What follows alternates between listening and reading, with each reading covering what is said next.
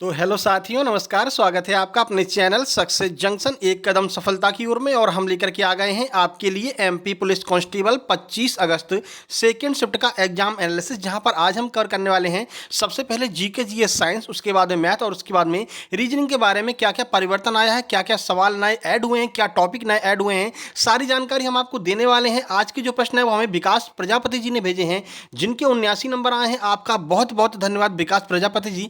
साथ ही साथ में अगला आपका किसी भी शिफ्ट में एग्जाम है तो आप अपने प्रश्नों को 7052547003 पर 1 से 1.5 घंटे के अंदर हमें व्हाट्सएप कर सकते हैं। आपका बहुत बहुत आभार होगा। तो चलिए शुरुआत करते हैं। वीडियो को लाइक कर दीजिए, चैनल को सब्सक्राइब कर लीजिए, क्योंकि लगातार 12 सितंबर तक हम आपका एग्जाम एनालिसिस करवाने वाले हैं। उसके बाद में आपको फिजिकल की जानकारी भी देने वाले हैं किसी न किसी फिजिकल एकेडमी में जाकर के, और बाकी जो भी आपकी अपडेट आती रहेगी एमपी पुलिस से संबंधित वो हम आपको लगातार देने वाले हैं। तो चलिए शुरुआत करते हैं, देखते हैं आज का पहला प्रश्न कौन सा है। तो आज का पहला प्रश्न आपका साइंस से पूछा गया है, मधुमक्खी का डंक अम्लीय होता है या फिर क्षारीय होता है? सही आंसर है मधुमक्खी का जो डंक है वो अम्लीय होता है। अब चलिए इसके बारे में पूरी जानकारी आपको दे देते हैं कि कौन सा अम्ल जो है मधुमक्खी के डंक में पाया जाता है। तो जो फॉर्मिक एसिड है वो मधुमक्खी के डंक में पाया जाता है। ठीक है, तो फॉर्मिक अम्ल एक कार्बनिक यौगिक है। यह लाल चींटियों, जुआ, शहद की मधुमक्खियों, बिच्छू तथा बर्रे के डंकों में पाया जाता है। इन कीड़ों के काटने या डंक मारने पर थोड़ा सा अम्ल शरीर में प्रविष्ट होता है तथा उस स्थान पर जलन होने लगती है, या वो स्थान जो है वो फूल जाता है और दर्द करने लगता है। और आपका जो फॉर्मिक एसिड है ना, इसी को मेथोनोइक अम्ल भी कहते हैं। कहीं कंफ्यूज ना हो जाए, आपकी फॉर्मिक एसिड को मेथोनोइक अम्ल भी कहते हैं। ठीक है ना, ये आपको याद रखना है। आगे बढ़ते हैं, अगला प्रश्न है पपीते का रंग पीला किस वजह से होता है? तो सही आंसर है पपीते का पीला रंग जैंथोफिल की वजह से होता है। तो देखिए, फलों के गूदे के क्रोमोप्लास्ट में उपस्थित कैरोटीन और जैंथोफिल पिगमेंट के कारण जो आपका पपीता है वो पीले रंग का दिखाई देता है। ये आपको याद रखना है। ठीक है, अब चलिए कुछ अन्य फलों के रंग आपको बता देते हैं किसकी वजह से होते हैं, क्योंकि यहां से प्रश्न बनेगा ही बनेगा। तो जैंथोफिल इस प्रश्न का सही आंसर हो जाएगा। देखिए, घास का जो हरा रंग है वो आपका क्लोरोफिल की वजह से होता है, घास का हरा रंग। गाजर का जो लाल रंग है वो कैरोटीन की वजह से होता है। टमाटर का लाल रंग किसकी वजह से होता है, ये आपको कमेंट बॉक्स में कमेंट करना है। ये आपका आज का प्रश्न हो जाएगा। ठीक है, चलिए आगे बढ़ते हैं और देखते हैं अगला प्रश्न क्या पूछा गया है। रानी कमलापति रेलवे स्टेशन जो है वो आपका कब बना था? तो देखिए, जहां तक मेरा मानना है तो इसमें यही पूछा गया होगा कि इसका नाम जो है नया जो रानी कमलापति रेलवे स्टेशन है ये कब बना था। वैसे बात करें तो 1920 में ये रानी कमलापति रेलवे स्टेशन हबीबगंज के नाम से बन चुका था। लेकिन जो नया रेलवे स्टेशन है वो आपका 13 नवंबर 2021 को अस्तित्व में आया था। देखिए, देखो, तो देश का पहला निजी रेलवे स्टेशन हबीबगंज है, जिसे अब रानी कमलापति रेलवे स्टेशन के नाम से जाना जाता है। 13 नवंबर 2021 को इस स्टेशन का नाम बदल करके हबीबगंज से बदल करके रानी कमलापति कर दिया गया था। यह स्टेशन मध्य प्रदेश की राजधानी भोपाल में स्थित है और पहला आईएसओ सर्टिफाइड स्टेशन भी है। कौन सा? हबीबगंज या फिर कमलापति रेलवे स्टेशन। ठीक है, चलिए आगे बढ़ते हैं। 2023 का जो ऑस्कर अवार्ड है वो किसने जीता है? ऑप्शन हमारे पास में नहीं मिल पाए हैं, लेकिन 2023 के ऑस्कर अवार्ड में क्या पूछा जा सकता है वो हम आपको सारी जानकारी देने वाले हैं। अगर बेस्ट पिक्चर पूछा गया होगा तो everything everywhere all at once, ये आपकी बेस्ट पिक्चर थी। ठीक है, देखिए, बेस्ट पिक्चर का 2023 का award Everything everywhere all at Once को मिला था। ठीक है, इसके साथ अब ये इसके जो है यहाँ के जो ये लोग हैं ये आपके प्रोड्यूसर वगैरह हैं, तो इनके बारे में अपन कोई जानकारी नहीं लेनी है। आगे बढ़ते हैं, भारत की बात कर लेते हैं। तो नाटू नाटू जो गाना है RRR मूवी का, उसके लिए भारत को ऑस्कर अवार्ड दिया गया है। 95 नंबर का ये ऑस्कर अवार्ड था, आपको याद रखना है। और भारत की ही डॉक्यूमेंट्री फिल्म है the whispers of elephant voice, इसको भी ऑस्कर अवार्ड मिला है। इन दोनों में से हो सकता है कोई प्रश्न आपका पूछा गया होगा। अगर आप एग्जाम देकर के आए हैं तो क्या प्रश्न पूछा गया था, कमेंट बॉक्स में जरूर कमेंट कीजिएगा। ठीक है, आगे बढ़ते हैं। ग्रीन ऑस्कर के नाम से किस अवार्ड को जाना जाता है? ये आपका रिपीटेड प्रश्न है, पटवारी में पूछा गया, आबकारी में पूछा गया और आपका वनरक्षक में पूछा गया। इसीलिए आपसे कह रहे हैं कुछ ऐसे प्रश्न हैं जो आपका व्यापार में वो पूछता ही पूछता है। तो ग्रीन ऑस्कर अवार्ड किसे कहते हैं? तो द विटली अवार्ड जो है इसे ग्रीन ऑस्कर अवार्ड के नाम से जाना जाता है। चलिए पूरी जानकारी देते हैं। द विटली अवार्ड्स को ग्रीन ऑस्कर अवार्ड के रूप में जाना जाता है। यह प्रकृति संरक्षण में योगदान के लिए एक प्रतिष्ठित अंतर्राष्ट्रीय पुरस्कार है। प्रत्येक पुरस्कार विजेता को 1 वर्ष के लिए प्रोजेक्ट फंडिंग में लगभग 40,000 का पुरस्कार जो है वो प्रदान किया जाता है। ठीक है, चलिए 40,000 पाउंड का पुरस्कार इसके अंतर्गत प्रदान किया जाता है। द विटली अवार्ड्स को ग्रीन ऑस्कर अवार्ड भी कहते हैं। चलिए आगे बढ़ते हैं। आगे बढ़ने से पहले आपको बता दें, आपको पता है 80,000 के लगभग एसएससी जीडी कांस्टेबल की वैकेंसी आने वाली हैं, जिसको लेकर के चच्चू प्रकाशन ने आपके लिए एक बेहतरीन किताब लॉन्च की है, जो कि इनकी स्टडी गाइड है, जिसमें आपको एसएससी जीडी सीआरपीएफ के सभी जितने भी आपकी डिटेल, जितने भी आपके प्रश्न पूछे जाते हैं, जो भी सब्जेक्ट है, सारा आपको यहाँ पर देखने को मिल जाएगा डिटेल में, जानकारी के साथ में। इसके अलावा इनकी एक प्रैक्टिस बुक भी आती है एसएससी जीडी और सीआरपीएफ के लिए, तो आप जो है दोनों खरीद सकते हैं, प्रैक्टिस बुक भी खरीद सकते हैं और इनकी जो है स्टडी गाइड भी खरीद सकते हैं। स्टडी गाइड खरीद करके इससे तैयारी कीजिए और इनके प्रैक्टिस सेट से आप बेहतरीन प्रैक्टिस लगाइए। प्रैक्टिस सेट में आपको लगभग 2800 बहुविकल्पी प्रश्न देखने को मिलेंगे, 5 सॉल्व पेपर देखने को मिलेंगे और यहाँ पर भी आपकी बेहतरीन तैयारी हो सकती है एसएससी जीडी की। तो जितने भी लोग एसएससी जीडी का फॉर्म भरने वाले हैं, ये आपके एमपी पुलिस के बाद में, वो लोग इस किताब को मंगा सकते हैं और काफ़ी कम पैसे में जो है एसएससी जीडी की बेहतरीन तैयारी कर सकते हैं। तो एसएससी जीडी की जो स्टडी गाइड है और एसएससी जीडी का जो आपका प्रैक्टिस बुक है, इन दोनों की लिंक आपको डिस्क्रिप्शन बॉक्स में मिल जाएगी। आप फ्लिपकार्ट या अमेजन किसी से भी इसको मंगा सकते हैं और कम दाम में अपनी एक सीट जो है एसएससी जीडी में पक्की कर सकते हैं। आपके छोटे बड़े भाई बहन जो भी एग्जाम देने जा रहे हैं एसएससी जीडी का, उनको इस किताब के बारे में जरूर सजेस्ट कीजिएगा और लिंक आपको डिस्क्रिप्शन बॉक्स में दोनों की देखने को मिल जाएगी। ठीक है, तो चलिए आगे बढ़ते हैं। अगला है कार्ल मार्क्स ने कौन सी किताब लिखी थी? तो दास कैपिटल नामक जो किताब है वो कार्ल मार्क्स के द्वारा लिखी गई थी। देखिए, हालांकि जर्मन दार्शनिक कार्ल मार्क्स ने 19वीं शताब्दी में काफ़ी कुछ लिखा था, लेकिन आज भी इसमें कोई विवाद नहीं है कि उनकी दो कृतियां, एक तो है कम्युनिस्ट घोषणा पत्र और दूसरा है दास कैपिटल, ये दोनों किताबें बहुत फेमस हुई हैं। दुनिया के कई देशों और करोड़ों लोगों पर राजनीतिक और आर्थिक रूप से इनके किताबों ने जो है असर डाला था। तो दास कैपिटल जो है ये आपके प्रश्न में पूछा गया था। ठीक है, आगे बढ़ते हैं। रिंग्स ऑफ फायर किस महासागर में स्थित है? तो प्रशांत महासागर में रिंग्स ऑफ फायर स्थित है। देखिए, रिंग्स ऑफ फायर प्रशांत महासागर के चारों ओर विस्तृत ज्वालामुखी व भूकंपीय श्रृंखला है। इसी कारण इसे रिंग्स ऑफ फायर का नाम दिया गया है, जहां लगभग 450 ज्वालामुखी और विश्व के 75% सक्रिय ज्वालामुखी पाए जाते हैं। यह प्रश्न पूछा जाता है, रिंग्स ऑफ फायर में कितने प्रतिशत ज्वालामुखी हैं? तो विश्व के 75% जो ज्वालामुखी हैं वो आपके रिंग्स ऑफ फायर में पाए जाते हैं, जो प्रशांत महासागर में स्थित है। ठीक है, अगला प्रश्न है कोशिका में 80% क्या पाया जाता है? तो कोशिका में 80% जल पाया जाता है। ठीक है ना, इसमें ज़्यादा कुछ खास नहीं था। तो देखिए, जल कोशिकाओं में सबसे प्रचुर मात्रा में पाया जाने वाला एक अणु होता है, जो कुल कोशिका का लगभग 80% जो है जल कोशिका में पाया जाता है। जितनी कोशिका होगी उसका 80% जल होगा। मुगलों के समय महाकौशल में कौन शासन कर रहा था? तो मुगलों के समय महाकौशल में गोंड राजवंश की सत्ता चल रही थी। ठीक है, बस इतना आपको इसमें ध्यान रखना है। आगे बढ़ते हैं। जाइलम का क्या कार्य है? तो जाइलम का कार्य है भाई जल का संवहन, पौधों तक जल पहुंचाने का काम जाइलम के द्वारा किया जाता है। तो दारू या जाइलम, अब ये दारू दूसरी नहीं है, उसको लेकर के मुस्कुराइए मत। ठीक है, दारू अलग होती है, ये जाइलम को ही दारू कहा जाता है। पौधों में पाए जाने वाले दो संवहनी ऊतकों में से एक है, दूसरा संवहनी ऊतक फ्लोएम होता है। एक तो जाइलम पाया जाता है और दूसरा फ्लोएम पाया जाता है। ठीक है, जाइलम एक ऐसा जटिल स्थायी ऊतक है जो संवहन मंडल के अंदर पाया जाता है। जाइलम जल के संवहन में प्रमुख भूमिका अदा करता है। रसारोहण की क्रिया जाइलम के अंदर ही होती है। जाइलम क्या करता है? जाइलम जल को जो है पौधों तक पहुंचाता है। फ्लोएम क्या करता है? फ्लोएम भोजन को पौधों तक पहुंचाता है। आज आपसे जाइलम पूछ लिया है, कल आपसे फ्लोएम पूछा जा सकता है। ठीक है, आगे बढ़ते हैं। 2022-23 में प्रधानमंत्री आवास योजना में भारत सरकार ने कितना धन बांटा था? ठीक है, यानी कि बजट में प्रधानमंत्री आवास में बजट के लिए कितना बजट दिया गया था?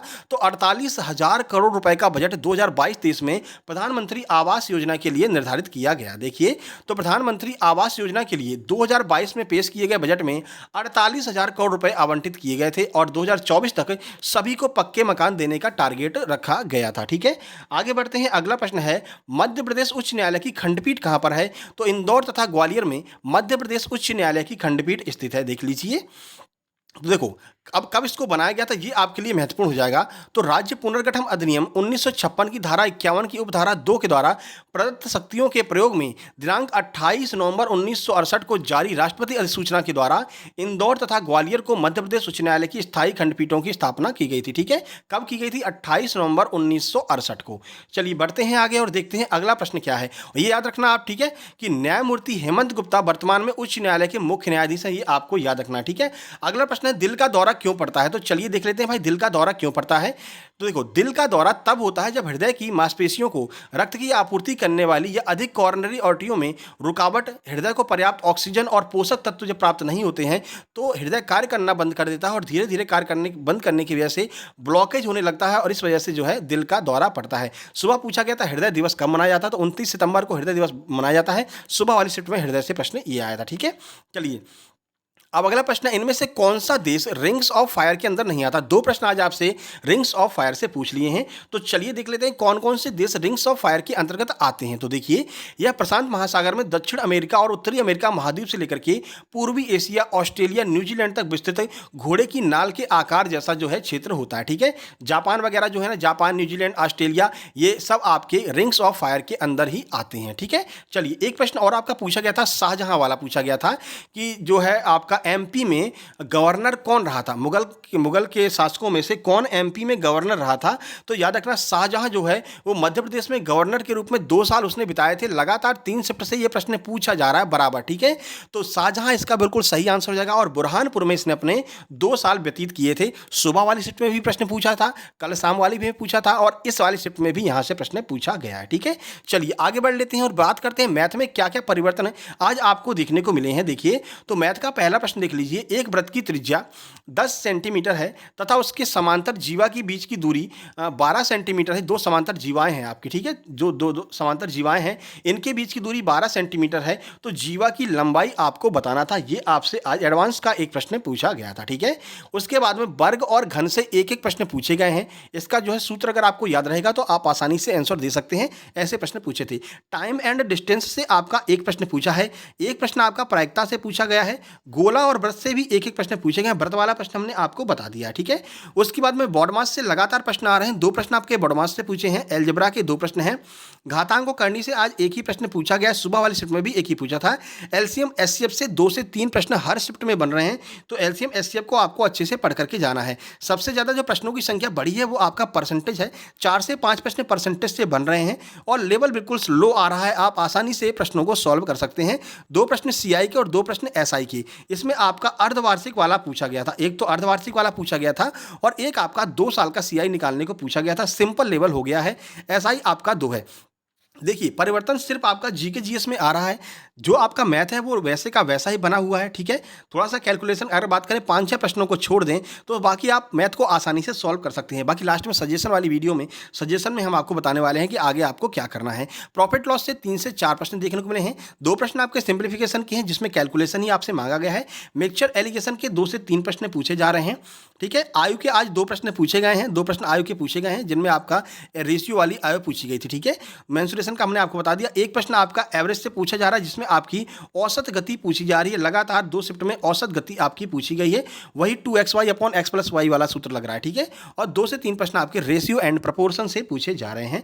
बात करते हैं रीजनिंग में, तो परिवर्तन जो हो रहा है वो ज्यादातर रीजनिंग में ही देखने को मिल रहा है। देखिए, घड़ी का मात्र एक प्रश्न पूछा गया है, घड़ी की संख्या धीरे धीरे कम हो रही है, कैलेंडर की संख्या धीरे धीरे बढ़ रही है, इनइक्वलिटी के प्रश्न बढ़ रहे हैं। घड़ी में एक प्रश्न पूछा था 10 से 11 बजे के बीच में जो आपकी सुइयां होंगी वो कितने बजे जो है कितनी बार संपाती होंगी, यानी कि एक दूसरे के ऊपर कितनी बार होंगी 10 से 11 बजे के बीच में, ये आपको बताना था। उसके बाद में प्रश्न था 8 अगस्त 2019 को कौन सा दिन था, कैलेंडर का यह प्रश्न पूछा गया था।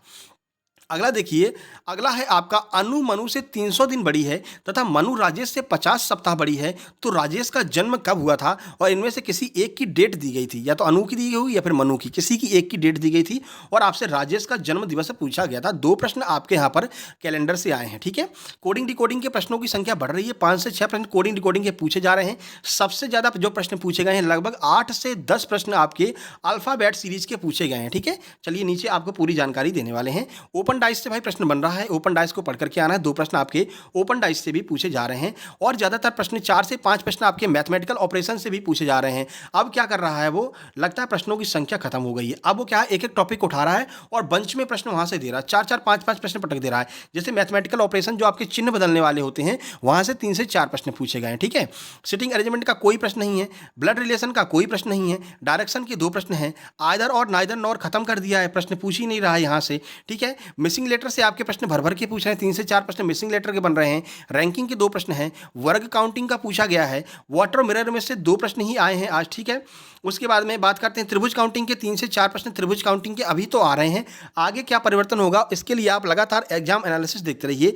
नंबर सीरीज और अल्फाबेट सीरीज इन दोनों को मिला करके लगभग 10 प्रश्न पूछे जा रहे हैं नंबर सीरीज और अल्फाबेट सीरीज के, और बड़े ही सिंपल प्रश्न है। किसी में -2 -4 -6 का डिफरेंस चल रहा है, किसी में 2 का क्यू, 3 का क्यू, 4 का क्यू, 5 का क्यू चल रहा है, किसी में 3 5 7 9 का अंतर चल रहा है, किसी में ABCD का उल्टा चल रहा है, ए का उल्टा जेड, जेड का उल्टा वाई, वाई का ऐसा करके जो चलता है वो चल रहा है। इसके अलावा एक और नया टाइप का जो प्रश्न आपके उसमें आ रहा है वो है आपका आकृति, यानी कि आकृति आपसे पूछी जा रही है। यानी कि जैसे यहाँ पर एक त्रिभुज दिया है और यहाँ पर मान लीजिए त्रिभुज है, यहाँ पर गोला है, अगले में गोले को गायब कर दिया, त्रिभुज को यहाँ कर दिया, तो एक और आकृति ऐसे देकर के पूछ रहा है कि इसके समान आकृति कौन सी होगी। यानी कि आकृतियों में कंपैरिजन आपसे करवा रहा है। ऐसे प्रश्न यहाँ पर 2 से 3 पूछे जा रहे हैं, नए टॉपिक इसमें ऐड हुआ है। उसके बाद में आपका वेन डायग्राम के 2 प्रश्न पूछे जा रहे हैं, इसको भी आप देख करके जाइए। कथन एवं निष्कर्ष के 2 प्रश्न इस शिफ्ट में पूछे गए हैं, ठीक है। तो ये आपका पूरा रीजनिंग का सिस्टम बना दिया है। ज़्यादातर परिवर्तन आपको रीजनिंग और जीके जीएस में ही देखने को मिल रहा है, ठीक है। चलिए आगे बढ़ लेते हैं, अब सीधे ओवरऑल की बात करते हैं। तो ओवरऑल में अगर आप बात करें तो जीके जीएस के आज इस शिफ्ट में लगभग 25 प्रश्न पूछे हैं, साइंस के 10 ही प्रश्न पूछे गए हैं, मैथ के 32 प्रश्न और रीजनिंग के 33 प्रश्न, और पूरा इस तरह मिलाकर के 100 प्रश्न हो जाता है। और सिस्टम क्या बन रहा है वो हमने पैटर्न आपको बता दिया, ठीक है। टॉप 5 स्कोर की बात कर लेते हैं इस शिफ्ट में। तो टॉप 5 स्कोर में 80, 77, 75, 72 और 68 ये आपके आज के टॉप 5 स्कोर हैं। कट ऑफ की बात करें तो 72 से लेकर के 74, 75 तक जिसका भी नंबर आ रहा है भाई आप लोग फिजिकल की तैयारी शुरू कर दीजिए, नहीं तो बाद में पछताएंगे। सर कितना समय मिलने वाला है? तो 3 से 4 महीने का समय आपको फिजिकल के लिए मिलेगा। क्यों? क्योंकि इसके बाद में वर्ग 2 का एग्जाम शुरू करवा देंगे और महिला पर्यवेक्षक का एग्जाम है, 2500 वैकेंसी बता रहे हैं और आने वाली है MP पुलिस की, तो ये लोग उसमें लग जाएंगे चुनाव वगैरह में, ठीक है। अब चुनाव के रिजल्ट के बाद में आपका रिजल्ट आएगा और तभी आपका फिजिकल होगा, ठीक है। तो ये अपने आप को थोड़ा सा आप मेंटेन करके इसी हिसाब से चलना। चलिए सजेशन में बता दे भाई, अल्फाबेट को अच्छे से पढ़कर जाइए, ABCD का नंबरिंग याद कर लीजिए, A का उल्टा Z होता है, B का Y होता है, ये अच्छे से याद कर लीजिए, ठीक है। उसके बाद इनइक्वलिटी आप देख करके जाइए, इनइक्वलिटी की वीडियो कोशिश करेंगे कल सुबह तक आपको दे दें, ठीक है। उसके बाद वर्ल्ड हिस्ट्री की वीडियो हमने बना रखी है भाई, वर्ल्ड हिस्ट्री वाली वीडियो देख करके जाना क्योंकि यहाँ से प्रश्न डायरेक्ट बन रहा है, ठीक है। पादप जगत भी हमने बना रखा है, वो भी आपको देख कर जाना है। काउंटिंग फिगर अच्छे से पढ़ करके जाइए, अभी काउंटिंग फिगर के प्रश्न आ रहे हैं, आगे 30 तारीख के बाद पैटर्न चेंज होगा, तो हम जैसा भी होगा हम आपको बताएंगे। इकोनॉमिक्स भी पढ़ के जाइए और करंट अफेयर के आपको पुरस्कार देख लेना है, कोशिश करेंगे करंट अफेयर 2021-22 में जो पुरस्कार दिए गए हैं उनके ऊपर हम एक वीडियो बना देंगे, क्योंकि यहाँ से प्रश्न डेली बन रहा है, 2-3 प्रश्न, ठीक है। चलिए ये हमारा टेलीग्राम चैनल है, यहाँ पर आपको PDF मिल जाएगी, तो इसको आप ज्वाइन कर लेना, लिंक डिस्क्रिप्शन बॉक्स में दी गई है। दूसरा टेलीग्राम चैनल स्टडी मटेरियल का है, सक्सेस जंक्शन लाइव, यहाँ पर आपको बहुत सारी किताबें फ्री में मिल जाती हैं, जैसे पिनाकल की किताब मिल जाएगी, राकेश यादव सर के क्लास नोट्स मिल जाएंगे, आदित्य रंजन सर की किताब, आदित्य पटेल सर की किताब, नीतू मैम की इंग्लिश की किताब, बहुत सारी किताबें आपको यहाँ पर फ्री ऑफ कॉस्ट में मिल जाएंगी, तो इसको आप जो है ज्वाइन कर लेना। इसकी भी लिंक आपको डिस्क्रिप्शन बॉक्स में दी गई है। और ये एक तरह का डिस्कस ग्रुप है, आपको कुछ भी पूछना है तो आप यहाँ पर पूछ सकते हैं, ठीक है। हमारे मोबाइल नंबर पर भाई आपको मैसेज नहीं करना है, वो केवल आपको प्रश्न बताने के लिए दिया गया है, उस पर नहीं पूछना है 74 आ रहे हैं दौड़ करें कि नहीं करें, ये सब आप यहाँ पर डिस्कस ग्रुप में डिस्कस कर सकते हैं। 1300-1500 लगभग लोग उसमें जुड़े हुए हैं, सारे MP पुलिस वाले हैं, सब आपको बता देंगे, ठीक है। अब वीडियो पसंद आ गया लाइक कर दीजिए, शेयर कर दीजिए अपने दोस्तों के पास में। चैनल पर पहली बार आए हैं तो सब्सक्राइब करके नोटिफिकेशन बेल जरूर दबा लेना, क्योंकि लगातार जब तक आपकी ज्वाइनिंग नहीं हो जाएगी तब तक हम आपको पूरी जानकारी देने वाले हैं। और ये SSC GD की किताब है भाई, जो भी आपके भाई बहन तैयारी कर रहे हैं GD की, कम दाम में कम प्राइस में तैयारी करना चाहते हैं तो उनको बता देना, 80,000 के लगभग वैकेंसी SSC GD की आने वाली है, ठीक है। तो देखिए कैसा लगा ये वीडियो कमेंट बॉक्स में कमेंट कीजिएगा। और आपका थर्ड शिफ्ट का एग्जाम आपका 6:30 बजे छूटेगा, कभी कभी 7 बजे छूटता है, तो वीडियो थोड़ा सा लेट हो जाती है। 9 बजे के आसपास, 9 सवा 9 तक वीडियो आपके पास में आ जाएगी, परेशान नहीं होना, वीडियो आएगी जरूर, भले ही लेट आए, ठीक है। तो मिलते हैं थर्ड शिफ्ट के एग्जाम एनालिसिस में, तब तक के लिए नमस्कार, धन्यवाद।